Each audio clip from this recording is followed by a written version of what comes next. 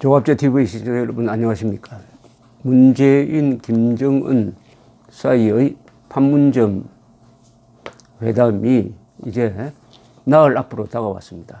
저는 정상회담이란 말을 절대로 쓰지 않습니다. 왜냐?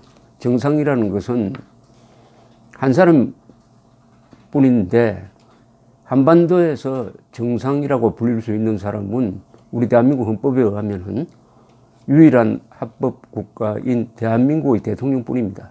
대한민국의 대통령이 반국가단체의 수개와 만나는 것을 정상회담이라고 하면 안 되죠. 그냥 평양회담, 판문점 회담, 김대중, 김정일 회담, 노무현, 김정일 회담, 문재인, 김정은 회담 이렇게 불러야 합니다.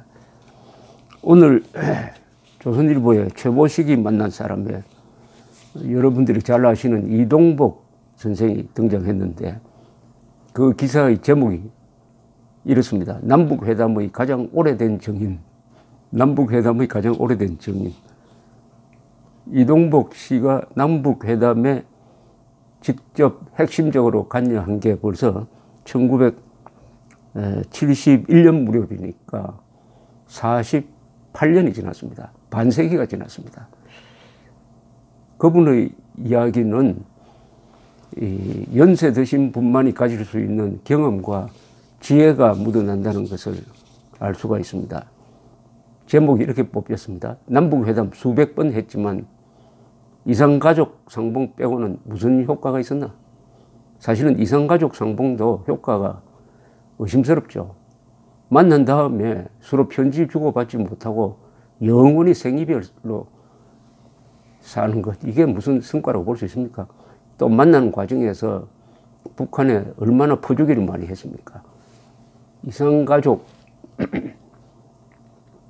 모임의 계산에 의하면은 한 가족 만나는 당 10억 원씩 역대 좌파 정부가 북한에 여러 가지로 명목으로 주었다.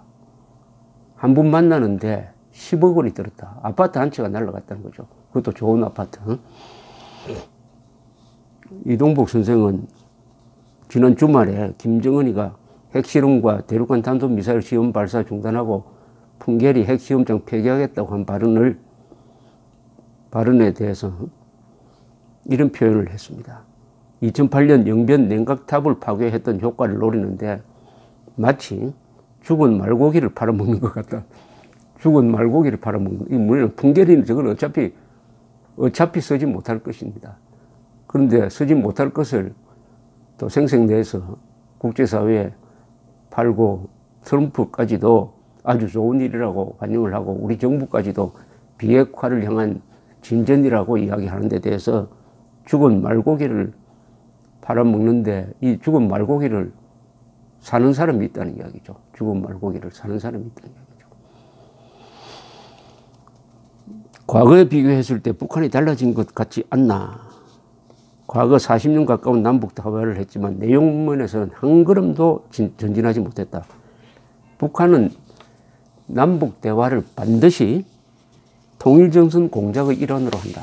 통일정선의 목적은 대한민국 한반도 전체의 공산화죠. 공산화 목적의 일환으로 남북 대화를 하는 것인데 우리는 대화에만 집착을 하다가 그동안 계속 당하기만 해왔다. 이런 뜻입니다. 그러면 회담하던 사람이 갑자기 회담 반대론자가 된 게 아닌가라는 질문에 대해서 이동복 선생은 회담 반대론자라기보다는 무용론, 회의론이다. 북한의 근본적 변화가 없는 한 회담은 의미가 없다. 북한이 변화해가지고 개혁, 개방으로 가야 된다. 즉 고르바초프가 등장하니까 소련이 무너지고 냉전이 끝난 것처럼 북한에서 김정은 정권이 타도되지 않는 한 남북회담은 의미가 없다. 아주 본질적인 지적을 하고 있습니다.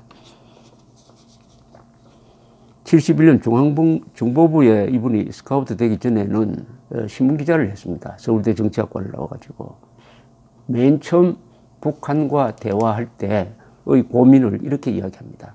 남북회담의 환상을 가졌을 뿐 실제 협상을 어떻게 해야 하는지 아무도 몰랐다.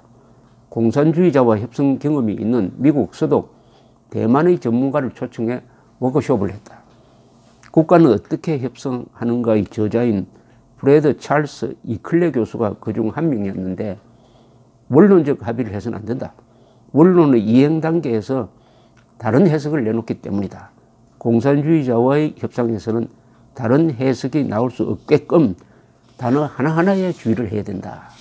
이렇게 이야기를 하더랍니다. 그러나 7.4 남북공동성명 이후락 중앙정보부장이 북한을 방문해가지고 만들어낸 이 7.4 남북공동성명 1972년입니다. 여기에는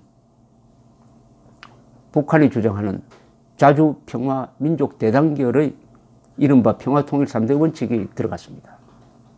이동복 선생은 북한의 해석으로 하면은 주한미군과 한미동맹 국가보안법을 깨라는 것이다. 우리 회담 전략반에서는 반대를 했지만 이우락 중앙정보부장이 그걸로 시비하면은 남북회담이 진전될 수 없으니 받으라고 했다는 것입니다. 이게 정권 유지에 신경을 쓰는 이우락 중앙정보부장과 국가적 차원에서 걱정을 하는 이 전략반의 차이죠. 박정희 대통령도 끄림칙했지만 결국 받았습니다.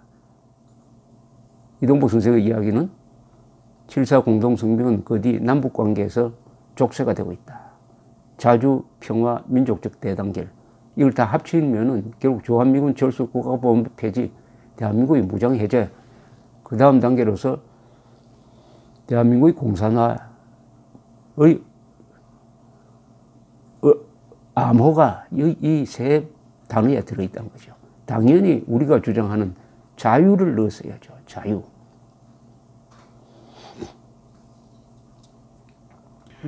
당시 이우락 중정부장을 수행해 평양에 갔을 때 북한 쪽에서 나온 꽃을 든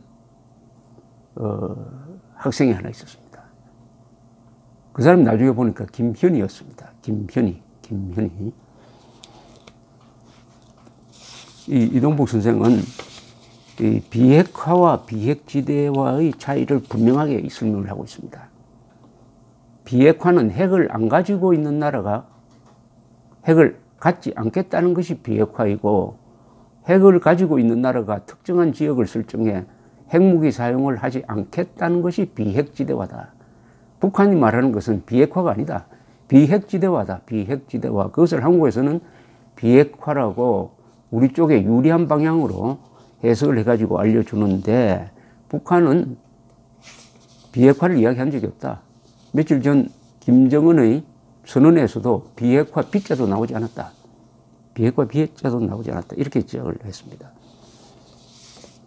이동복 선생은 90년대에 이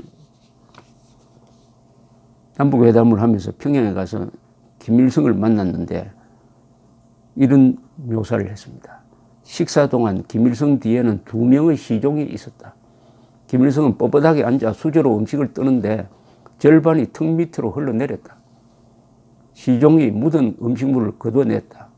김일성은 맥주를 계속 마셔댔다. 그 모습이 거대한 파충류처럼 보였다. 그의 말도 남조선에는 자동차가 많지 매연가스가 문제가 있어 사람 폐에 구멍이 뚫리지, 우리 공화국에서는 가스 자동차는 안 돼, 전차는 좋지라는 식으로 제멋대로였다. 이렇게 이야기했습니다. 마지막으로 이렇게 이동복 선생이 이야기합니다. 김대중 노무현 시절에 이른바 정상회담이란 걸 했지만은 무엇이 개선이 되었나? 특정 시점에 할 필요가 없는 대화는 안 해야 한다. 대화를 통해 이루어지는 것도 성과이지만 이루어지지 않아야 할 것은 안 이루어지게 하는 것이 성과다. 이런 이야기입니다. 이동국 선생은 북한에 대한 국제사회의 제재가 이제 막 효과를 보려고 하는데 문재인 정부가 끼어들어가지고 북한의 숨통을 지금 터여줄 뿐만 아니라 북한이 이제는 핵 보유국 입장에서 회담에 임하겠다고 하는 그런 무대를 만들어주는 역할을 했다. 그런 지적이었습니다. 참고가 되었으면 감사합니다.